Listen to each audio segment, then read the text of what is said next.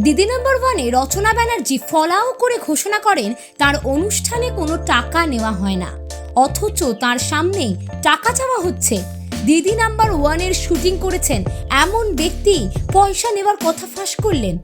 ব্যক্তি মানে বৃদ্ধাশ্রমের বয়স্ক এই দিদি। ভাবুন একবার, কি মারাত্মক! বৃদ্ধাশ্রম থেকে অতিথি করে নিয়ে গিয়ে তাদের থেকেই টাকা চাওয়া হচ্ছে। রচনা কি এসব জানেন না? হতে পারে। কি করা উচিত তার? তাহলে যারা এমনি অংশ নিতে চান তাদের থেকে তো লুট করা হয় নিশ্চয়ই। রচনা এগুলো জানেন না, মানতে হবে। আসুন শুনে নি ঠিক কি অভিযোগ। দিদি নাম্বার ওয়ানে আমাদের এখান থেকে নিয়ে গিয়েছিল, সেখানে আমার খুবই ভালো লেগেছে। তার রচনার সাথেও খুব আলাপ হলো, খুব মাই ডিয়ার। তা আমাদের খুব ভালোবেসেছে আর কি। আমরা চারজন গিয়েছিলাম ডিফারেন্ট ইসের থেকে, ওল্ড এজ হোম থেকে। বাট আমার খুব ভালো লেগেছিল জি বাংলাতে। সেই সকাল 7:30টার সময় নিয়ে গেল আমাদের বাড়িতে, প্রচুর গিফট দিয়েছিল, প্রচুর।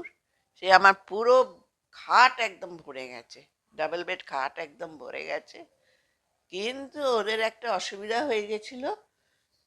লাস্টলি আমাকে যখন ওরা গিফটের ব্যাপারটা যখন আমাকে দিচ্ছে, তখন বলছিল যে আমাকে 7,000 টাকা দিতে হবে। তখন আমি বললাম যে 7,000 আমি কেন দেব? আমি এখানে খেলতে এসেছি, আমি প্রাইজ নিয়ে যাব। আপনারা যদি না দেন তাহলে আমি সোশ্যাল মিডিয়াতে চলে যাব, ঠিকই না? তাই ওরা এত পেল, ভয় পেয়ে গেল, না ম্যাডাম আপনাকে আর দিতে হবে না, আপনি সবই পেয়ে যাবেন। তখন গ্র্যাজুয়ালি আমাকে দিয়ে গেল রাত্রি 9:30টার সময় সব গাড়িতে। আর তখন সেদিনকে আবার বৃষ্টিও একটু একটু পড়ছিল।